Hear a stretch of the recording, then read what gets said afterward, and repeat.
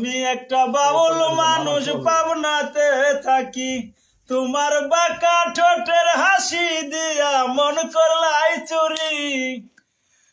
তোমার বাঁকা ঠোঁটের হাসি দিয়া মন করলাই চুরি। তোমার মনে চাইলে আয়ো বন্ধু আমার বাড়ি।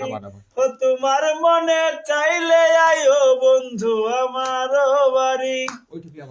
আমি একটা বাউল মানুষ পাবনাতে থাকি, আমি একটা বাউল মানুষ নাই বাড়ি গাড়ি।